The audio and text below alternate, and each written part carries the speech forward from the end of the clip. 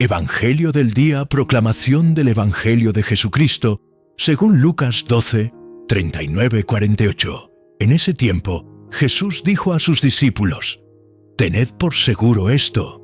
Si el dueño de la casa sabía la hora en que llegaría el ladrón, no le dejaría entrar a mi casa. Tú también, prepárate, porque el Hijo del Hombre viene en el momento en que menos lo esperas». Entonces Pedro dijo: «Señor, dime esta parábola, ¿para nosotros o para todos?». Y el Señor respondió: «¿Quién es el mayordomo fiel y sabio, que vas a poner delante de su casa, darle comida a cada uno en el momento adecuado?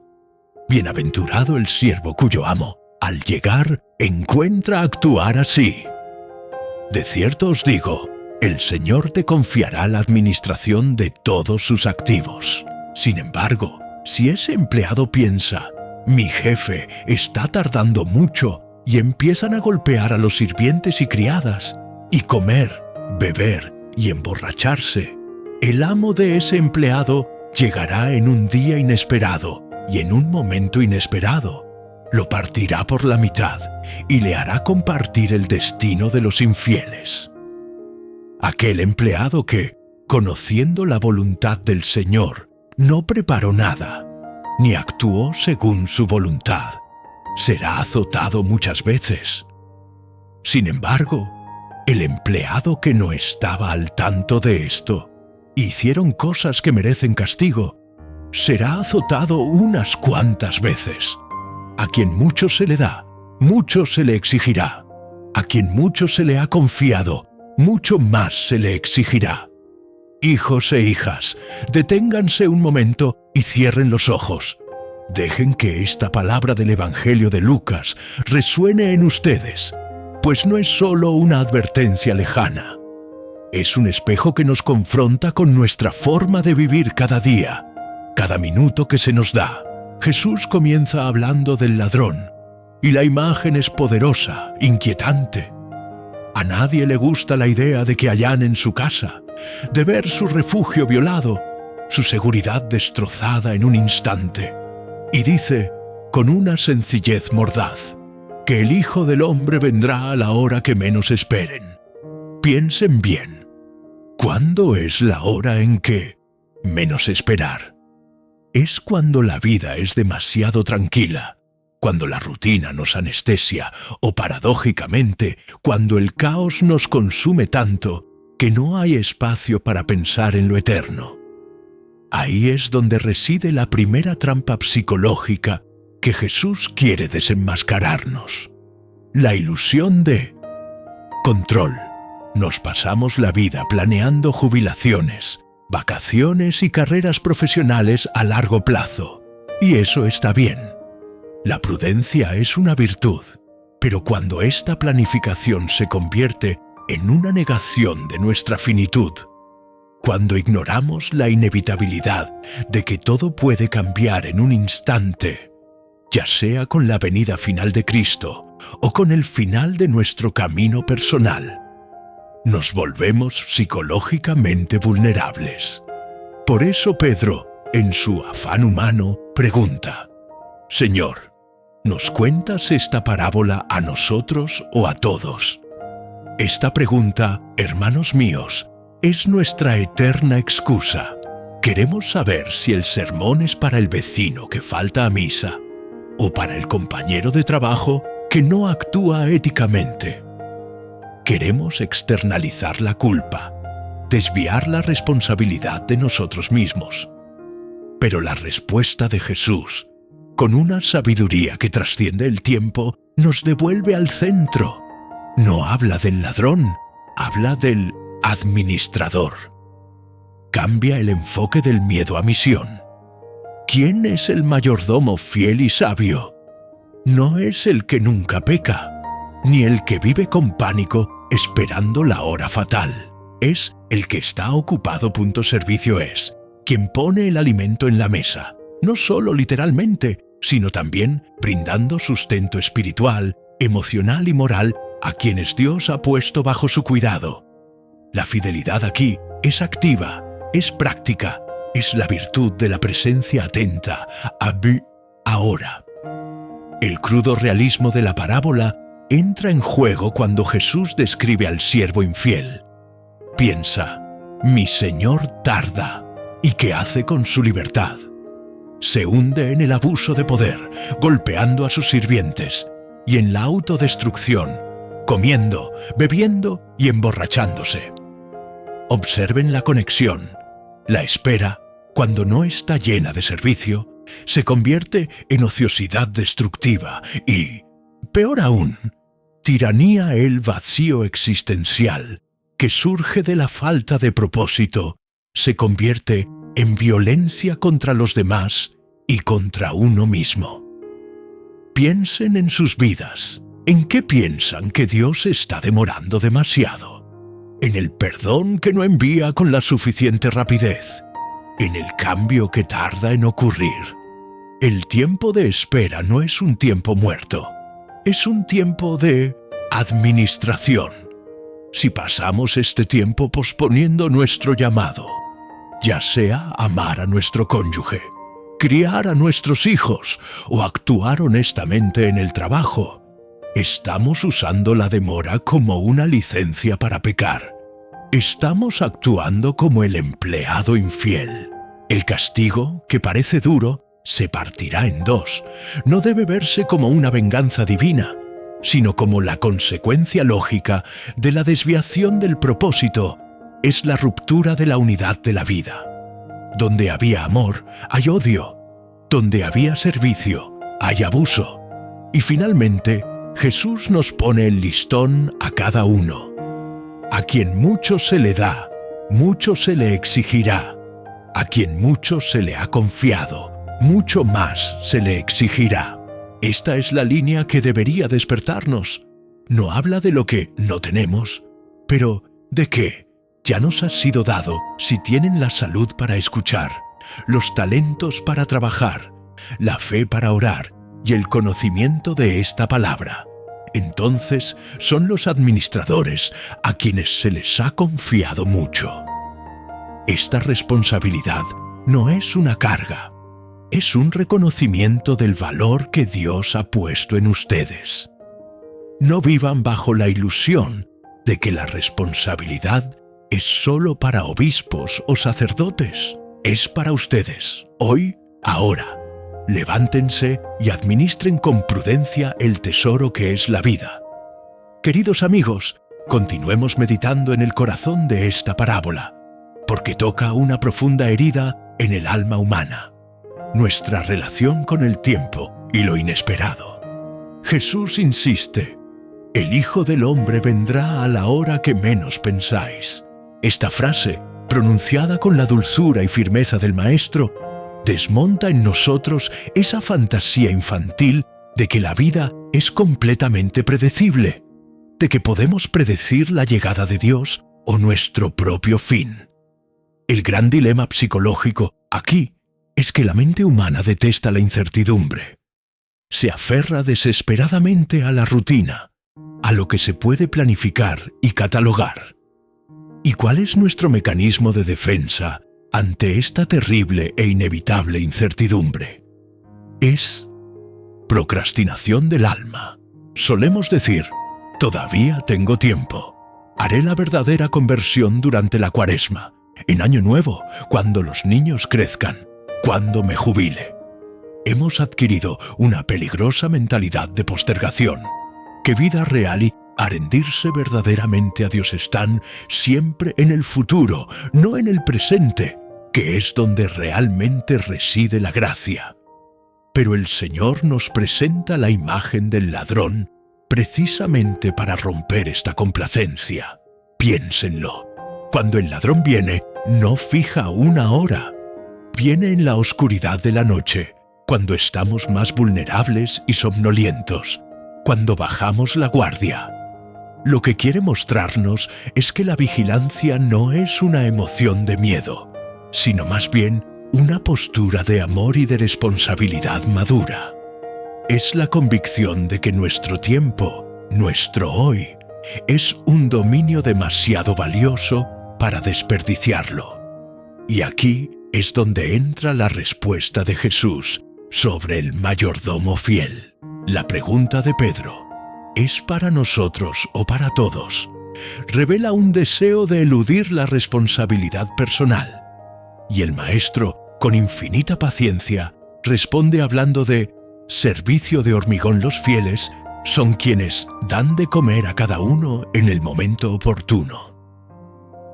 Este alimento, hermanos míos, no es solo pan material, sino el alimento de la esperanza, la escucha, la justicia y la caridad que deben ofrecer al mundo que los rodea, a su familia, a su comunidad.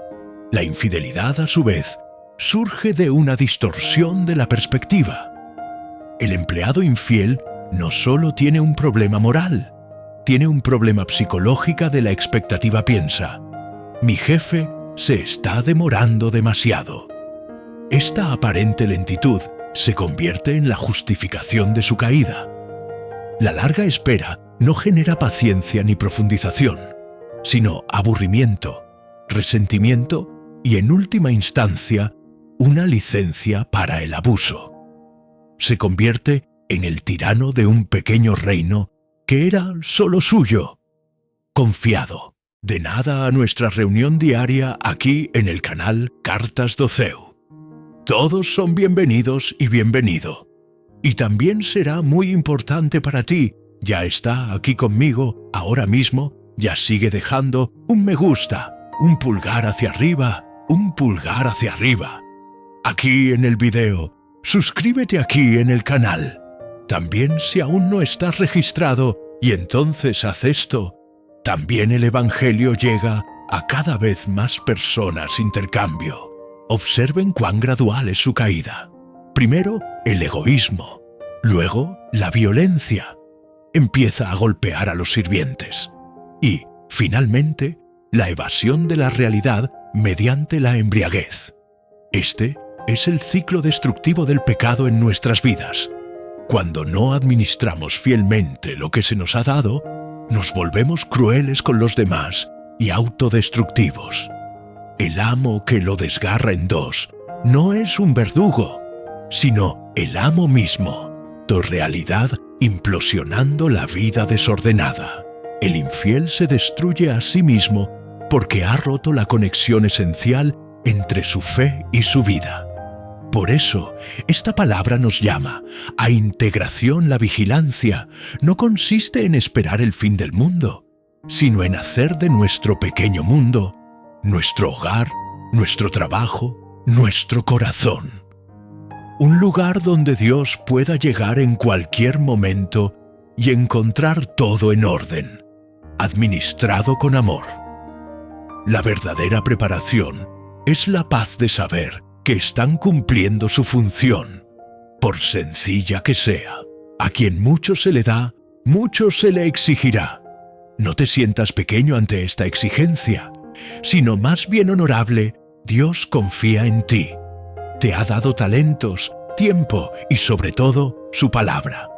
Acepta esta responsabilidad con la seriedad y la alegría de quienes saben que la vida es una oportunidad única para ser un administrador prudente y un siervo fiel.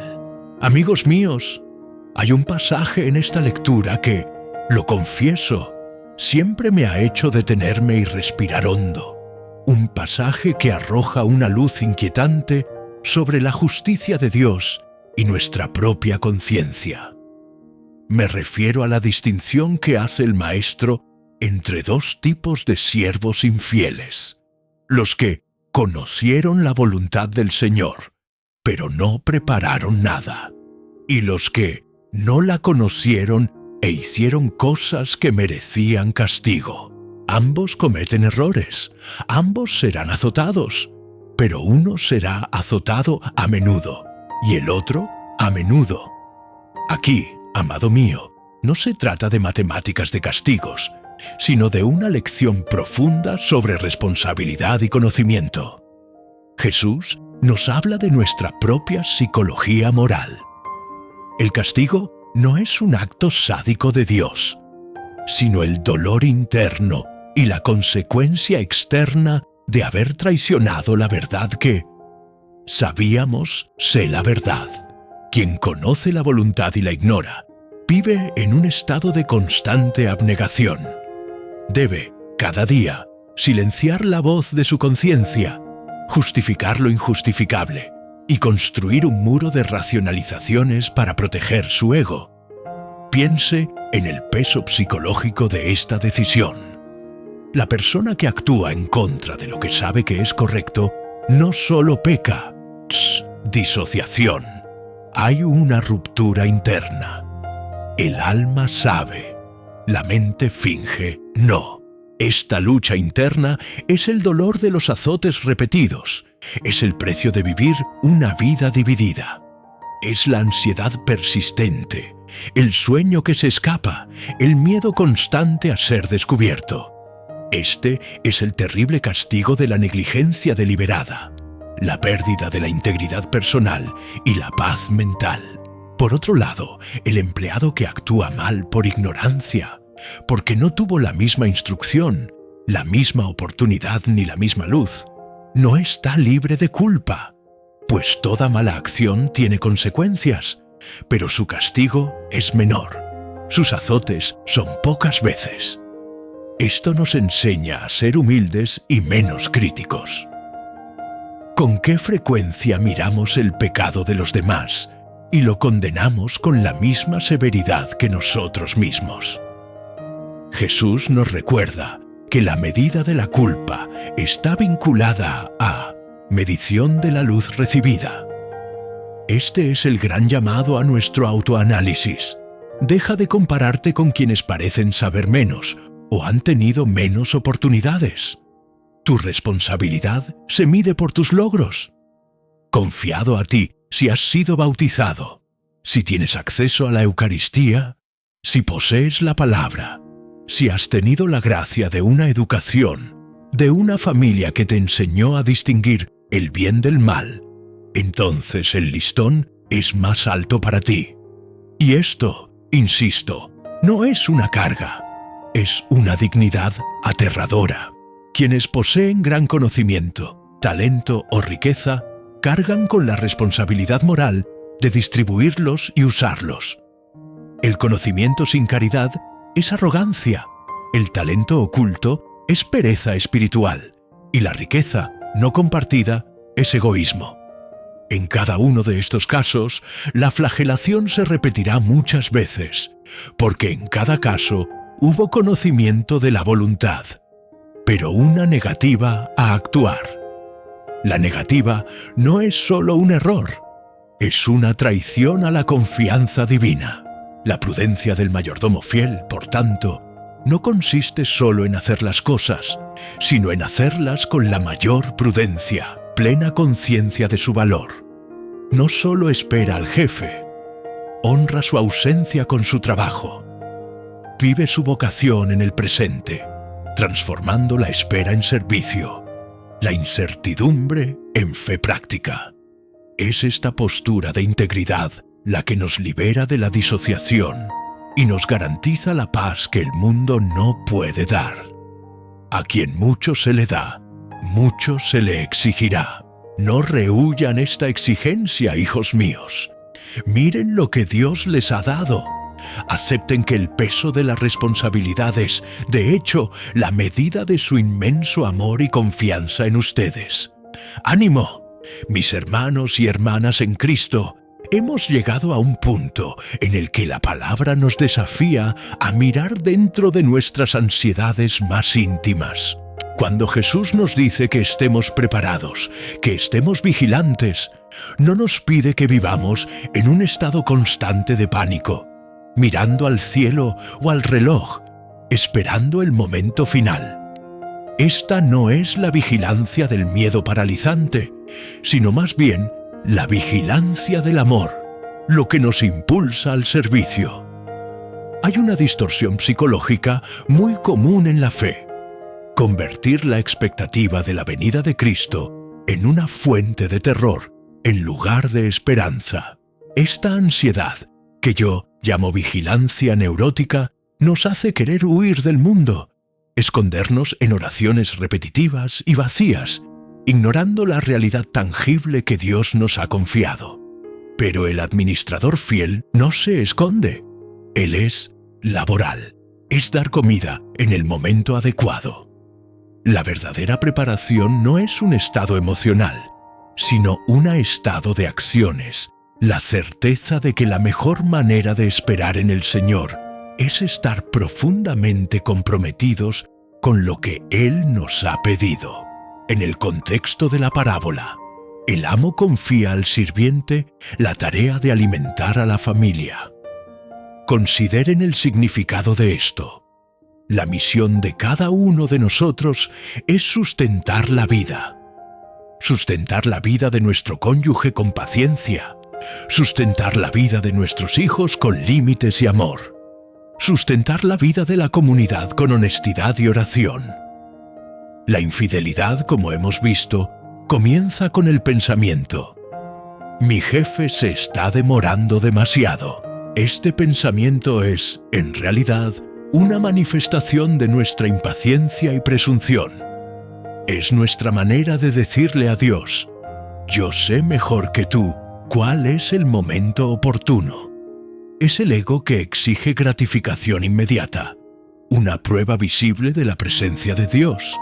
Y cuando esa prueba no llega a nuestro propio ritmo, nos sentimos abandonados y nos damos permiso para cometer errores. El siervo infiel, al golpear a sus sirvientes, revela lo que sucede cuando la responsabilidad se convierte en poder sin amor. Usa el tiempo de espera para ejercer la tiranía. Y este es un diagnóstico acertado para nuestras vidas. Siempre que nos sentimos frustrados con el tiempo de Dios, tendemos a descargar esa frustración en nuestros seres queridos y vulnerables. La falta de vigilancia espiritual se manifiesta como violencia emocional, no ambiente doméstico. Nuestra fe, por tanto, debe ser el ancla que nos impida caer en esta trampa psicológica. Donde esté tu tesoro, allí estará tu corazón. Si tu tesoro es la aprobación del mundo, el poder o el placer inmediato, la demora del maestro será insoportable y tu caída inevitable. Pero si tu tesoro es la fidelidad en el servicio, cada día de espera es una nueva oportunidad para acumular bienes en el reino y manifestar la caridad. Finalmente, recuerda la frase clave: a quien mucho se le da, mucho se le exigirá. Esta es una ley de vida espiritual y humana. Si tienes el don de la fe, el llamado es a vivirlo sin disimulo. Si tienes el don del dinero, el llamado es a usarlo para el bien. Si tienes el don del tiempo, el llamado es a no malgastarlo. Acepta esta exigencia, no como una carga, sino como la sublime dignidad de ser administradores de los misterios de Dios. Haz de hoy tu morada de paz. Hijos e hijas, al concluir esta profunda meditación sobre el Evangelio del administrador fiel, se nos invita a tomar una decisión, a adoptar una postura definitiva ante la vida. La parábola de Jesús no termina con una amenaza, sino con una definición clara de éxito y fracaso a los ojos de Dios. El éxito no se mide por la riqueza acumulada, el prestigio alcanzado ni la longevidad, sino por fidelidad en el cumplimiento de la misión que nos fue confiado. Detente y piensa, ¿cuál consideras el mayor logro de tu vida? El mundo te enseña a valorar lo grande, lo llamativo y lo visible. Pero Jesús nos enseña que el mayordomo fiel es aquel que simplemente da a cada uno su alimento a su tiempo. Un acto de servicio sencillo, rutinario, a menudo invisible e ingrato. La belleza de la santidad reside en ordinario bien hecho. La prudencia es el arte de honrar lo pequeño, sabiendo que es a partir de ello que se construye lo grande. La tragedia del siervo infiel no es que pecó, sino que despreciaba la confianza que le fue dado. Transformó la libertad, la ausencia de un amo, en libertinaje y la responsabilidad en tiranía. El mayor daño que nos causa el pecado es la pérdida de integridad. Es el momento en que la máscara se funde con el rostro y ya no sabemos quiénes somos. Es la vida dividida en dos, donde lo que pensamos, lo que decimos y lo que hacemos no están en unidad. La reflexión psicológica que nos queda es esta. La única manera de vivir sin el azote continuo de la culpa y la ansiedad es buscar coherencia. Si sabes que debes perdonar, perdona hoy. Si sabes que debes ser honesto en tu trabajo, sé honesto ahora, aunque parezca difícil. La paz mental no es la ausencia de problemas, sino la certeza de que, a pesar de las dificultades, actúas conforme a la luz que se te ha dado. La gran exigencia de Jesús, a quien mucho se le da, mucho se le exigirá, es de hecho la mayor alabanza. Significa que Dios ve en ti un potencial inmenso, una capacidad de amar y servir que no ve en todos. El conocimiento de la voluntad, la posesión de los sacramentos, el don del tiempo. Todo esto no debe guardarse como un tesoro personal, sino ser gestión a favor de la comunidad. Por tanto, hermanos míos, no esperen una gran señal en el cielo, ni una crisis extrema para empezar a vivir el Evangelio. El ladrón llegará cuando menos lo esperen. Que esta sorpresa no los encuentre distraídos ni embriagados por las ilusiones de este mundo. Que los encuentre, en cambio, con las manos en la masa, sirviendo, amando, cumpliendo la sencilla y sublime misión de proveer el sustento necesario a quienes los rodean. Que vuestra vigilancia sea la alegría de servir, no el miedo al castigo.